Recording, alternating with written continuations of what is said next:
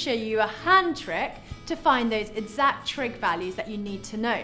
So the angles from part 1 were 0, 30, 45, 60 and 90. We're going to use those same angles, but a different trick this time, rather than that table of values. Take either hand with your palm facing towards you and label your little finger as 0 degrees, your ring finger as 30, middle one is 45, 60 and your thumb is 90 degrees.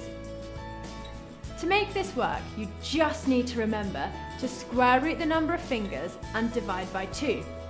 So if we wanted sine 30, we'd bend down our 30-degree finger and you just have your baby finger underneath. So sine 30 is square root 1 divided by 2 because there's only one finger underneath,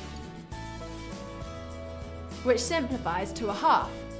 If we wanted sine 90 degrees, you'd bend down your 90-degree thumb and so you have 4 fingers underneath. So sine 90 is square root of 4 divided by 2, which simplifies to 1. What would sine 60 be? Work out the answer and click here when you're ready to check.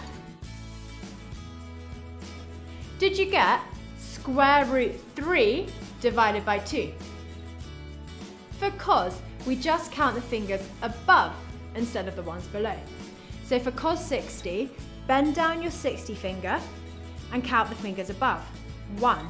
So cos 60 is square root 1 divided by 2, which simplifies to a half. What would cos 90 be? Work out the answer and click here when you're ready to check. Did you get 0 degrees? Bend down your 90-degree thumb and there are no fingers above. So root 0 divided by 2 is 0. And finally tan. For tan, we still count fingers, but there is just one extra little twist.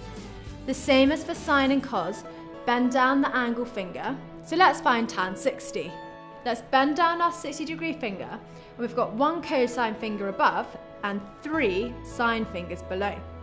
For tan, we flip our hand over and we have 3 sine fingers above and the 1 cosine below. So tan is square root fingers over square root fingers.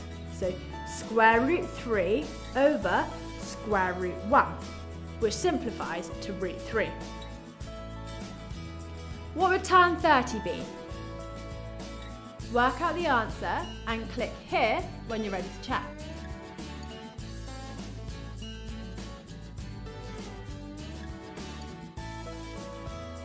Did you get square root 1 divided by square root 3, which would simplify to 1 over root 3?